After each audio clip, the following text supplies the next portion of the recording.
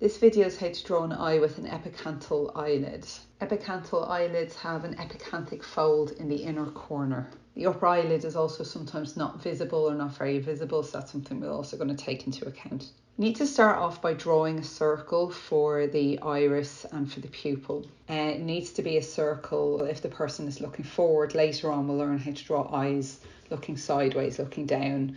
Once you've drawn the circle, you need to draw the eyelids going around them. So you can see I've got a line cutting through the circles.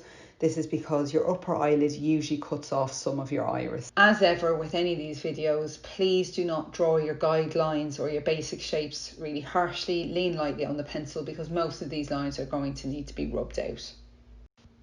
Next, you can see I've rubbed out some of the lines I don't need. So the area of the iris that cannot be seen behind the eyelid, obviously your eyelids are not see-through, I've rubbed those out. And I've also blocked in marks from where the edge of the eyeball is. The edge of the eyeball is going to be visible through the lower eyelid. So you can see I've blocked that in.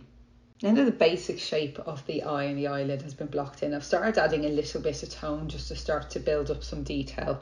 I'm not putting a lot of detail at this stage, but I do always think it's a good idea to shade in the iris quite early on, especially if your eyes are brown or a darker colour, because it just ends up looking a bit weird if you don't. You will also notice that I have put some tone on the actual eyeball itself. Eyeballs are round and they're behind your eyelid. Clearly the eyelids are going to be casting some shadow on your eyeball. And the fact that the eyeball is round means in the corners there needs to be some tone. If you don't add any tone to the whites of the eyes, it's going to make your eyes look like they're flat rather than circular, which is going to look a bit uncanny valley and a bit weird later on. And the next thing I do is I very, very lightly indicate where the eyebrows are going to go. This will be easy to rub out later on. It's very, very light.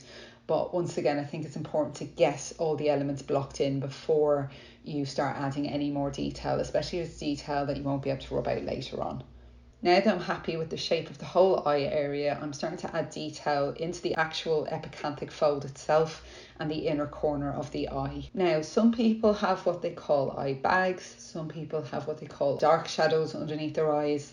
You have to look at your eyes to kind of ascertain what sort of under eye area you have. I have dark circles. I think a lot of people with epicanthal folds do tend to have what could be described as eye bags rather than dark circles, just because of the shape of the eyelid around the eyeball. So you can see that's what I'm shading in here. So you need shadows and highlights in order to get that across. Now, as we just discussed, I refined the lower eyelid. Now I'm refining the sort of brow bone area and the area above the upper eyelid, so above the epicanthal fold as well. So that area between the eyes and the eyebrow, once again, some areas are going to be in shadow, some areas are going to be highlighted. You need to look very carefully either in the mirror or at your photograph to get the shapes of the highlights and shadows correct. Now that I'm reasonably happy with the highlights and the shadows, I'm going to up the detail again. This time I'm adding texture to the iris. In class we will look carefully at irises. The iris is made of a muscle. And you can see that if you look at an iris very, very closely. My directional shading is going from the pupil to the outside of the iris and then back in again. So that's important in order to try and capture the texture of the iris. Next, I'm adding more fine detail to the epicanthic fold and to the upper eyelid. So as you can see, I'm trying to get the whole eye kind of going at the same time. I add extra detail to one area and then I add extra detail to the other areas.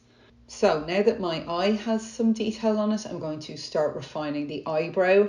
At the moment it's very powdery, it's very light.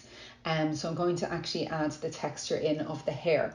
We will be discussing this quite a lot in class. With eyebrow hair, the hair grows up, then sideways, then down. Usually the inner corner, the hair's growing up, then it starts growing sideways and then it starts growing down.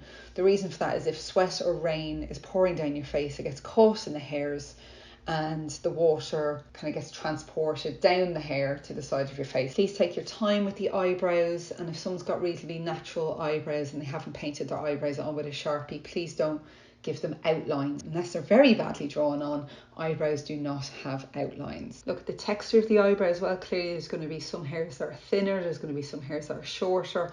They're going in the same fake direction, but they're not perfect. You'll make the eyebrows look really fake if you do all the hairs exactly the same length, pointing exactly the same direction. Okay, so do try to keep looseness to it. It takes a while, you can probably see from the video, and I even go back into the eyebrows a bit more later on. It does take a while to draw the eyebrows when you are drawing a close-up eye, so please don't rush it because you'll end up ruining your drawing.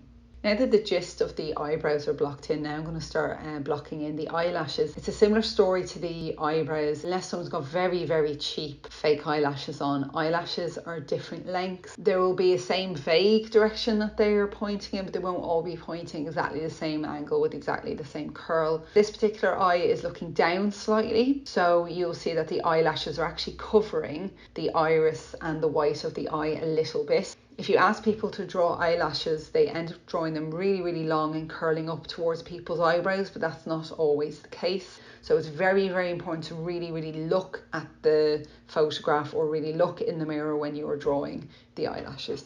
After adding in some eyelashes, I've added the shine on the eye. So you can see that kind of coming up in the iris. You could use an eraser to create the effect I've gone for here.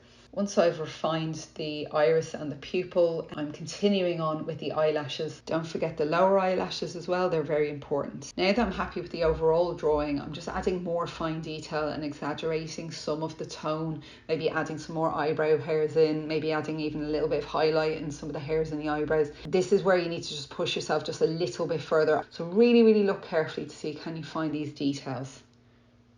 Okay, so I hope you found that useful. This was how to draw an eye with an epicanthic fold. Thanks.